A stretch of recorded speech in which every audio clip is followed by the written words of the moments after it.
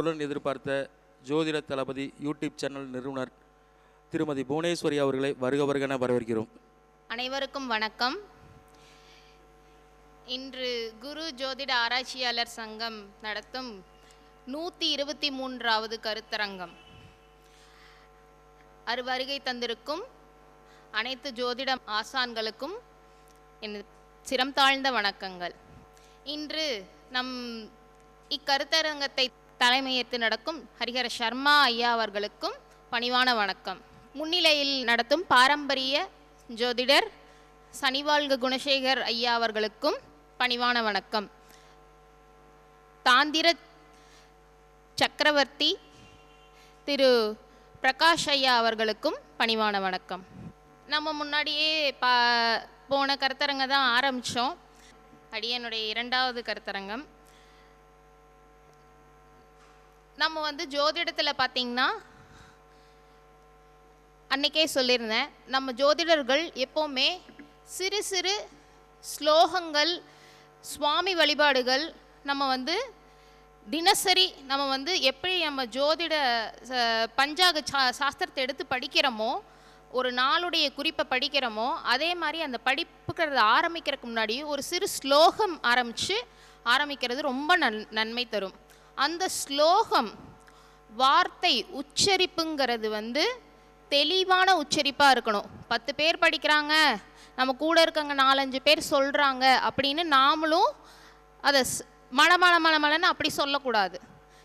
அந்த வார்த்தையை உச்சரிப்பு தெளிவாக சொல்லும்போது தான் கடவுள் நமக்கு அந்த அனுகிரகத்தையும் அந்த அருளையும் முழுமையாக நமக்கு கொடுப்பாரு. லக்ஷ்மி தாய்க்கு அவங்க சோஸ்திரம் ஸ்லோகம்லாம் படிக்கும்போது சிறு வார்த்தை பிளறிடுச்சுன்னா அவங்களுக்கு கோபம் வருமா அப்படின்னு சொல்லுவாங்க பெரியவங்க. அப்போ அதனுடைய பூர்ணம் நமக்கு முழுமையாக கிடைக்காது. ஸோ நம்ம பேசுகிற பேச்சுலேயும் சரி, நாம் சொல்கிற நம்மளை பார்க்க வரவங்க கிளைண்ட்டுக்கும் நம்ம உச்சரிக்கிற வார்த்தையும் சரி, தெளிவாக முழுமையாக சொல்கிறது இந்த இடத்துல நான் குறிப்பிடுறேன். ஏன்னா அது நிறையா பேர் கடைபிடிக்கிறது இல்லை. அது நிறைய பேர் சொல்ல மாட்டாங்க. நம்ம இதெல்லாம் போய் சொல்லணுமா அப்படின்னு நினைப்பாங்க. நான் ஆரம்ப ஸ்டேஜிலேருந்து வரங்காட்டி அதை நான் உங்களுக்கு தெளிவாக எடுத்துரைக்கணும்னு நான் விரும்புகிறேன். ஒரு சிறு வேண்டுகோள் இது. எல்லோரும் தயவு கூர்ந்து அதை ஏற்றுக்குங்க. அடுத்து இன்று நம்ம பார்க்க போகிறது என்னென்னா, என்னுடைய சிறிய கருத்து, உங்கள் அனைவருக்கும் தெரிஞ்ச தெளிவான கருத்து. அதை என்னுடைய சிறு குறிப்பை நான் உங்களுக்கு எடுத்து கூறலான்னு வந்திருக்கேன். லக்னாதிபதி 12 லக்னங்களில் நின்றால் என்ன பலன் தருவாங்க அப்படிங்கிறத நம்ம இன்னைக்கு சொல்ல போகிறோம். லக்னாதிபதிங்கிறது ஒரு மனிதனுடைய ஜாதகத்தில் அவங்களுடைய உயிர், அந்த இடம், அந்த லக்னாதிபதி தான் அவங்களுடைய வாழ்க்கை, அவங்கன்னா யாரு அப்படின்னு சொல்லக்கூடிய ஒரு இடம். அதை நம்ம 1ஆம் பாவகம் சொல்லுவோம், 1ஆம் வீடுன்னு சொல்லுவோம், லக்னம் அப்படின்னு சொல்லுவோம். அதிலிருந்து தான் நம்ம ஒவ்வொரு வீடாக நம்ம போவோம். சரிங்களா? இப்போ லக்னாதிபதி லக்னத்திலேயே நின்றாங்கன்னா என்ன பலன் தருவாங்க? அவங்க நல்ல தோற்றமுடையவங்களாக இருப்பாங்க. அவங்க பார்க்கவே நல்ல கம்பீரமாக, பார்க்குறக்கு நல்ல தோற்றமுடையவங்களா, பார்க்குறக்கு மேன்லியாக இருக்காங்க அப்படின்னு சொல்லுவோம். நம்ம ஒருத்தரை பார்த்தா, ஒரு லேடிஸை பார்த்தாங்கன்னா அவங்க பார்க்க அவ்வளோ லக்ஷ்மி கடாட்சமாக இருக்காங்க, அவங்கள பார்க்குறக்கே அம்சமாக இருக்காங்க, தெய்வீகம் பொருந்தி இருக்காங்க அப்படின்னெல்லாம் சொல்லுவோம். அந்த மாதிரி அவங்க தோற்றம் இருக்கும். அவங்களுக்கு சிறந்த அறிவு, சிறந்த நல்ல ஒழுக்க பழக்க வழக்கங்கள் இருக்கும், நல்ல புத்தி கூர்மை இருக்கும். அவங்களுக்கு பார்த்தீங்கன்னா அவங்க செல்ஃப் ஹேண்ட்லிங், அவங்க எந்த இடத்துல இருந்தாலும் அவங்க சுயமாக அவங்களால எல்லாமே எடுத்து செய்ய முடியும், எடுத்து அவங்களால பண்ண முடியும். சுயமாக செல்ஃப் ஹேண்ட்லிங். ஒருத்தருக்கு என்ன பேசினாலும் அவங்களா தான் பேசுவாங்க. ஒருத்தர் சொல்கிறத வச்சு அவங்க பேச மாட்டாங்க.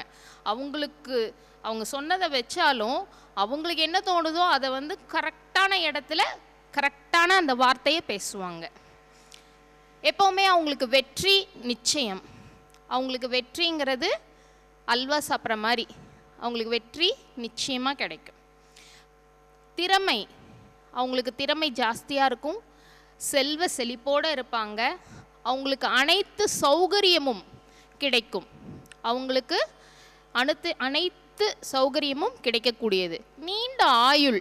இப்போ ஆயுள்னு எடுத்துக்கிட்டிங்கன்னா நம்ம வந்து 8ஆம் இடத்தை சொல்லுவோம்.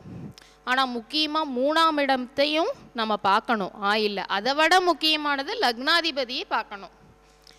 நீண்ட ஆயுள் அங்கே தான் ப்ளஸ் அவங்களுக்கு. அடுத்து தான் நம்ம மற்ற இடத்துல கிரகம் எப்படி இருக்காங்க, அவங்க வந்து நீச்சமாக இருக்காங்களா, இல்லை நமக்கு அவங்க வந்து சரியில்லையா அப்படிங்கிறதுலாம் அடுத்த விஷயம். ஆனால் ஃபஸ்ட்டு லக்னாதிபதியில் இருக்கிறவங்களுக்கு அந்த நீண்ட ஆயுள்ங்கிறது ரொம்ப முக்கியமானது. இப்படி நிறையா விஷயம் லக்னாதிபதி லக்னத்திலே இருந்தாங்கன்னா சொல்லலாம். அடுத்ததா 2ஆம் இடம். லக்னாதிபதி 2ஆம் இடத்துல இருந்தாங்கன்னா என்ன பலன் தருவாங்க அப்படிங்கிறத பார்க்கலாங்க. அவங்க வந்து ரொம்ப குடும்ப பாங்காக இருப்பாங்க. குடும்பம் பற்று, குடும்பம் மேலே அவ்வளோ பாசமாக இருப்பாங்க. குடும்பத்தில் இருக்கவங்களுக்கு என்ன வேணும்னாலும் எடுத்து செய்யக்கூடியவங்களாக இருப்பாங்க. எந்த விஷயம் எடுத்தாலும் குடும்பத்துக்கு தான் முதல் அடி எடுத்து வைப்பாங்க. அப்படி இருக்கிறவங்க. அவங்களுடைய நிர்வாகம் அவ்வளோ நல்லா இருக்கும். குடும்பத்தில் அவங்களுடைய நிர்வாகம் அவ்வளோ நல்லா இருக்கும். எல்லாத்துக்கும் சரிசமமாக செய்வாங்க. எந்த விஷயத்தை முதல்ல செய்யணும், யாருக்கு முதல்ல என்ன விஷயம் செய்யணும் அப்படிங்கிறது பாகுபாடு இல்லாமல் செய்யக்கூடியவங்க. சிறப்பாக அவங்க வந்து பேச்சாளராக இருப்பாங்க. இப்போ தான் பேச்சை பற்றி சொன்னோம், என்ன உச்சரிப்பு பேசணும்னு நம்ம சொன்னோம். அதே மாதிரி அவங்களுக்கு அந்த பேச்சு திறமை அவ்வளோ அருமையாக வரும். அடுத்து செல்வம் சேர்க்கிற செல்வம், லாபகரமான செல்வம் சேர்க்கணும் அப்படிங்கிறது அவங்களுக்கு அந்த புத்தி கூர்மை அதில் இருக்கும். செல்வம் நல்லா சேர்க்கணும் அப்படின்னு. கல்வியில் ஆர்வமாக இருப்பாங்க. அவங்களுக்கு கல்வி ரொம்ப விருப்பமான ஒன்றா இருக்கும். சந்தோஷமான வாழ்க்கை. ஏன்னா குடும்பத்தில் இருக்கவங்களை எல்லாத்தையும் இவர் அனுசரித்து அவங்க எல்லாத்தையும் செய்யும்போது அவங்களுக்கு வாழ்க்கை தன்னை போல் சந்தோஷம் வந்துடுது இல்லைங்க. சந்தோஷமான வாழ்க்கை அவங்களுக்கு நிரந்தரமாக இருக்கும். நல்ல போஜனம் கிடைக்கும். அதனால் அந்த சுக வாழ்க்கை கிடைக்கும். அவங்க லைஃப் அதில் வந்து மென்மேலும் வந்துட்டே இருக்கும். அடுத்து 3ஆம் வீட்டில் லக்னாதிபதி இருந்தாங்கன்னா என்ன செய்வாங்க? தைரியசாலி. இவங்களுக்கு இருக்க தைரியமாட்ட யாருக்கும் இருக்காதுங்க. ரொம்ப தைரியசாலியாக இருப்பாங்க. விவேகம், சுறுசுறுப்பு, அவ்வளோ நல்ல திறமையாக வேலை செய்வாங்க. இவங்களுக்கு தைரியம், வீரம் அவ்வளோ இவங்க எங்கேயாவது ஒரு பிரச்சனை அப்படின்னா இவங்களை கூட்டிகிட்டு போனோம்னா அவங்களுடைய தைரியம் நமக்கும் சேர்ந்து வந்துடும் அவர் பேசுகிறதுலையே. அந்த அளவுக்கு தைரியசாலியாக இருப்பாங்க. விடாமுயற்சி இருக்கும் அவங்களுக்கு. அவங்களுக்கு தைரியசாலி, வீரம், விடாமுயற்சி ரொம்ப ஜாஸ்தியாக இருக்கும். ரொம்ப பேரன்பு கொண்டு இருப்பாங்க. யார் மேலேனா இளைய சகோதரர் மேலே. இளைய சகோதரர்னா அவருக்கு அவ்வளோ விருப்பமாக இருக்கும். பாசமாக நடந்துக்குவாங்க. அவங்க கூட ரொம்ப நல்ல ஃப்ரெண்ட்ஷிப்பாக இருப்பாங்க. இவங்களுக்கு விளையாடுறது ரொம்ப பிடிக்கும். விளையாட்டு ஜாஸ்தி. வீரர்கள்னாவே விளையாடுவாங்க இல்லைங்களா. வீரர்களுக்கு ஏதோ ஒரு விளையாட்டில் விருப்பம் இருக்கும். வீர விளையாட்டே நிறையா விளையாட்டு, நம்மூர் விளையாட்டே இருக்குது, சொல்லலாம், நிறையா சொல்லலாம். வீரமாக இருப்பாங்க. விளையாடுனா அவங்களுக்கு ரொம்ப பிடிக்கும். ஆர்வம் ஜாஸ்தியாக இருப்பாங்க. இவங்களுக்கு எதை தொட்டாலும் வெற்றி கிடைக்கும். தலைமை பொறுப்பு, அதாவது இவங்க வந்து ஓனர்ஷிப்பாக இருப்பாங்கன்னு சொல்ல முடியாது. ஆனால் அந்த ஓனர்ஷிப்புக்கு ஈக்குவலாக இவங்க வந்து சூப்பர்வைஸ் பண்ணுவாங்க. ஒரு இடத்துல வேலை செய்கிறாங்கன்னாலும் அந்த ஓனருக்கு நிகராக இருந்து இவங்க வந்து சூப்பர்வைஸ் பண்ணுவாங்க. வேலையாட்களாக நல்ல வேலை வாங்கக்கூடியவங்களாக இருப்பாங்க. யாருக்கு எப்படி வேலை சொல்லணும், யார்கிட்ட எப்படி அனுசரித்து வேலை சொல்லணும், அவங்கள தட்டி கொடுத்து வேலை வாங்கிறது இவங்களுக்கு பிடிச்சதாக இருக்கும். லேடிஸாக இருந்தாங்க பார்த்தீங்கன்னா அணிகலன் மேலே கொஞ்சம் ஜாஸ்தி ஆர்வம் கொண்டவங்களாக இருப்பாங்க. இந்த ஆர்ட் ஒர்க்ஸு அந்த மாதிரி இருக்கிறதுல, காதணி போடுறதில்ல, டிஃப்ரெண்ட்டாக அந்த மாதிரி இருக்கிறதுல இவங்களுக்கு பிடிக்கும். அடுத்து 4ஆம் வீடு. 4ஆம் வீடுன்னு பார்த்தீங்கன்னா 4ஆம் வீட்டில் லக்னாதிபதி இருந்தால் என்ன செய்வாங்க? இவங்களுக்கு வந்து தாய் மேலே பாசம் ஜாஸ்தியாக இருக்கும். தாய் அன்பு அருமையாக இருக்கும். தாய் பாசம் ரொம்ப ஜாஸ்தியாக இருக்கும். இவங்களுக்கு பெட் அனிமல்ஸ், அதாவது வீட்டில் வளர்க்கக்கூடிய அனிமல், நாய், பூனை, குதிரை, கிளி, இந்த மாதிரி ஆசையாக வளர்ப்பாங்க. மாடு, கன்று, அவங்க மேலே அந்த தாய் பாசத்தோடு வளர்ப்பாங்க. அப்போ அது நல்லா அந்த கைண்ட்னஸ் அவங்களுக்கு வந்து நல்லா ஒட்டி வரும். அவங்களுக்கு அது ரொம்ப பிடிச்சதாக இருக்கும். வீடு, வாகனம், வசதி, நிலம் இவங்களுக்கு எல்லாமே கிடைக்கும். ஏன்னா நம்ம 4ஆம் இடம்னாவே நம்ம வீடு, வாகனம் எல்லாமே சொல்லுவோம். அதே மாதிரி தாயோடைய சிறப்பு எல்லாமே இவங்களுக்கு கிடைக்கும். அவங்களுடைய ஆஸ்தி அந்த இது எல்லாமே இவங்களுக்கு சேரும். சொத்து எல்லாமே அவங்களுக்கு ஈஸியாக கிடைக்கக்கூடியதாக இருக்கும். இவங்க பயண விரும்பியாக இருப்பாங்க. பயணம் செய்யணுன்னா இவங்களுக்கு ரொம்ப விருப்பமாக இருக்கும். ஒரு பக்கம் தூரமாக போகிறது வர்றது, எங்கேனாலும் டக்குன்னு வெளியில் போகணுன்னா இவங்க கிளம்பிடுவாங்க. ரொம்ப திறமைசாலியாக இருப்பாங்க. நல்லா ஹையர் ஸ்டடீஸ், 2nd டிகிரி அந்த மாதிரிலாம், பிஜி டிகிரிஸ் படிக்கணும். அதாவது படிப்பு நல்லா படிக்கிறோம் அந்த ஆர்வம்லாம் இவங்களுக்கு நிறையாவே இருக்கும். நல்ல வளமான வாழ்க்கை, ஹெல்தி ஆரோக்கியமான வாழ்க்கை இவங்களுக்கு சிறப்பாக கிடைக்கும். அடுத்து 5ஆம் இடத்துல லக்னாதிபதி இருந்தாங்கன்னா, 5ஆம் இடம்னாவே நாம் என்ன சொல்லுவோம்? குழந்தைகள் இல்லைங்களா? குழந்தைகள் இல்லாமல் வீடு இருக்குங்களா? குழந்தைகள்னாவே நமக்கு ஒரு சந்தோஷம் இல்லைங்களா? குழந்தைனாவே அவங்களுக்கு அவ்வளோ ஒரு ஒரு எந்துவாயிருவாங்க. குழந்தைங்களை பார்த்தாவே நம்மளே 4 குழந்தைங்க வீட்டில் சிரித்து பேசி விளையாண்டுட்டாங்கன்னா நமக்கு என்ன சோகம் இருந்தாலும் அவங்கள பார்த்தா நமக்கு அது ஓடி போயிடும் இல்லைங்களா? அவங்களுக்கு அந்த ஒரு பூர்ண சிறப்பு இருக்கும். அவங்களுக்கு ஹாப்பியாக இருப்பாங்க. அதனால் அவங்களுக்கு அந்த சந்தோஷம் எல்லாமே ஈஸியாக கிடைக்கும். இவங்க வந்து நேர்மையான தர்ம வழியில் நடக்கக்கூடியவங்க. இவங்களுக்கு அந்த நேர்மை தர்ம வழியில் நடக்கக்கூடியவங்க. இவங்க வெளியில் நிறைய தான தர்மம் செய்யக்கூடியவங்க. பெரியவங்களுக்கு, இந்த மாதிரி அனாதை இல்லம் அந்த மாதிரி இருக்கவங்களுக்கெல்லாம் தான தர்மம் செய்யக்கூடியவங்க. இவங்க அந்த தான தர்மம் செய்யறதுலேயே இவங்களுக்கு அந்த மனமகிழ்ச்சி, அந்த பாராட்டு, ஒருத்தருடைய வாழ்த்து அதெல்லாம் இவங்களுக்கு ஈஸியாக கிடைக்கும் அப்படின்னே நம்ம சொல்லலாம். இவங்களுக்கு படிப்பு, வேத சாஸ்திரம் எல்லாத்துக்கும் வரும்னு சொல்ல முடியாது இல்லைங்களா? நான் சமஸ்கிருதம், ஸ்லோகம், வேதம் அதெல்லாம் படிக்கிறதுக்கு வந்து ஒரு குடிப்பினை வேணும்னு சொல்லுவாங்க. அந்த இது இவங்களுக்கு பூர்ணமாக கிடைக்கும். அவங்களுக்கு சிறு வயதிலிருந்தே தானாகவே இது வந்து அவங்களுக்கு அமையிறது இருக்கும் அப்படின்னு சொல்லலாம். பூர்வீக சொத்து இவங்களுக்கு இருக்குங்க. இவங்க ஆன்மீக வழியில் இருப்பாங்க. பொதுநலம் நிறைய செய்வாங்க. இவங்க நல்ல அறிவுரை நிறைய சொல்லுவாங்க. படிப்பு அப்படின்னு சொல்லும்போது, வேதம் படிக்கும்போதே தன்னை போல் நம்ம அடுத்தவங்களுக்கு அட்வைஸ் பண்ண ஆரம்பிச்சிருவோம். அது இயற்கை. ஒருத்தர் வேதம் படித்தாவே அது இயற்கையாக நம்ம வந்து அட்வைஸ் பண்ண ஆரம்பிச்சிருவோம். இவங்க நல்ல குட் அட்வைஸராக இருப்பாங்க. இவங்களுக்கு அரசு மரியாதை பூர்ணமாக கிடைக்குங்க. அடுத்ததா 6ஆம் பாவம். 6ஆம் பாவகம்ல லக்னாதிபதி நின்னாங்கன்னா என்ன செய்வாங்க அப்படின்னு நம்ம இப்போ பார்க்கலாம். இவங்க வந்து பார்த்திங்கன்னா கொஞ்சம் லேசி, சோம்பேறித்தனமாக இருப்பாங்க. சட்டுன்னு ஒரு வேலையை உடனே ஒரு வேலை செஞ்சு முடிக்கணும்னா அன்னைக்கே முடிக்க மாட்டாங்க. 2 நாள் இழுப்பாங்க. அதனால் அவங்க சிரமப்படுவாங்க. அன்னைக்கே அவங்க அந்த வேலையை முடிச்சிருந்தாங்கன்னா அவங்களுக்கு அது கிடைச்சிருக்குமோ என்னமோ, அதில் இழுத்துட்டே போவாங்க, கிடைக்காது. இவங்களுக்கு கொஞ்சம் நோய் வாய்ப்படுறது, கடன் சுமை, கடனால் பிரச்சனை, 2வது அந்த பிரச்சனை வரதுனால அடுத்தவங்க கிட்ட விரோதம், சண்டை, கெட்ட பேச்சு அதெல்லாமே தன்னை போல் இவங்களுக்கு வந்து சேர்ந்துக்கும். ஸோ இவங்களுக்கு வந்து பார்த்திங்கன்னா அன்லக்கி ஃபெலோன்னு தான் சொல்லணும். அந்த இடத்துல அவங்களுக்கு வந்து சரியாக இல்லைன்னா அவங்க அன்லக்கின்னு தானே நம்ம சொல்லுவோம். அப்படி தான் சொல்லணும். அவங்களுடைய தன்மை அந்த மாதிரி அமைஞ்சிரும் அவங்களுக்கு. அவங்க வாழ்க்கையில் அவங்க அதனால் நிறையா இழக்கிறது அந்த மாதிரி இருக்கும். ஆனால் மீண்டு வருவாங்க. அதுலேருந்து மீள்வாங்க, ஆனால் பொறுமையாக தான் மீள்வாங்க. கஷ்டப்பட்டு துயரப்பட்டு துன்பப்பட்டுன்னு சொல்லுவாங்களா, அந்த மாதிரி தான் வருவாங்க.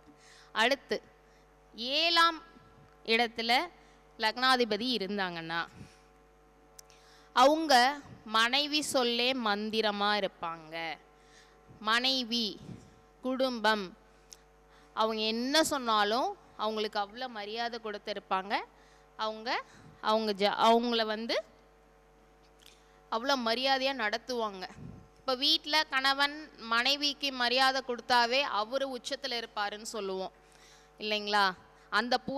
அந்த இது எனக்கு கிடச்சிருக்கு. நான் பாக்கியசாலி, உண்மையாக சொல்லணும். நான் வந்து அதில் பாக்கியசாலிங்க. எனக்கு என் கணவர் அவ்வளோ மரியாதை கொடுக்குறாரு இல்லைங்களா? அப்போ தன்னை போல் குடும்பம் நல்லா இருக்கும் இல்லைங்க. இவங்களுக்கு வந்து சுக வாழ்க்கை, அதாவது மனைவியுடைய ஆஸ்தி, அவங்களுடைய சொத்து ஈஸியாக இவங்களுக்கு வந்து சேர்ற மாதிரி இவங்களுக்கு வந்து அமையுங்க. இவங்க அதில் அதிர்ஷ்டசாலியாக இருப்பாங்க. இவங்களுக்கு கூட்டு தொழில் நல்லாவே வரும். நண்பர்கள், பொதுமக்கள் தொடர்பு, அதனால் இவங்களுக்கு கிடைக்கக்கூடிய ஆதாயம் எல்லாமே சிறப்பாகவே இருக்கும் இவங்களுக்கு.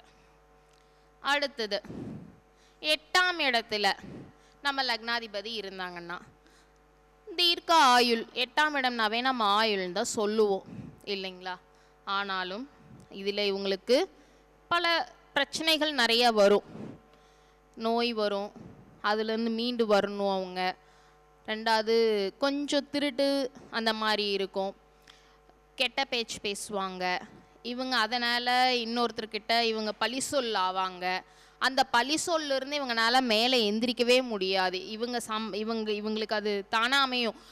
4 பேர் போயிருந்திருந்தாலும் அந்த இடத்துல சம்மந்தமே இல்லாமல் அந்த சண்டையில் இவங்க உள்ளே உக்காந்து இவங்களுக்கு அந்த பழி சொல்லி ஏற்றுக்குவாங்க.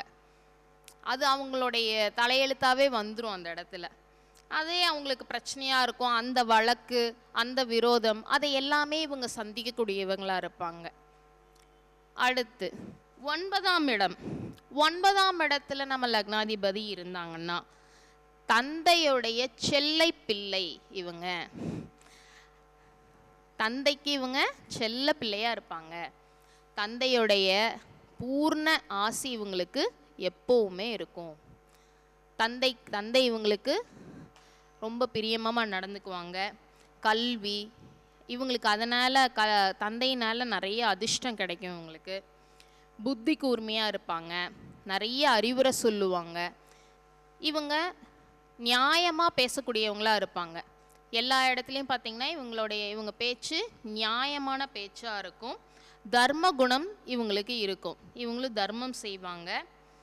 திருப்பணிகள் இவங்களுக்கு வந்து ஆலய கோயில் திருப்பணிகள், அங்கே சேவை செய்கிறது, அந்த கோயில் பணியை எடுத்து செய்கிறது, பல கோயில்களுக்கு போகக்கூடிய தருணம் இவங்களுக்கு அவங்க வாழ்க்கையில் நடக்கும். எங்கெங்கேயோ என்னென்னவோ கோயில் இருக்குன்னு சொல்லுவாங்க. நினைச்சா கூட நினைக்கிறதே பெரிய விஷயமா இருக்கும். ஆனால் இவங்களுக்கு அந்த போகக்கூடிய அந்த அமைப்பு இவங்களுக்கு கிடைக்கும். ஒருத்தருக்கு நல்ல விசுவாசமாக இவங்க இருப்பாங்க, சிறப்பாக செயல்படுவாங்க.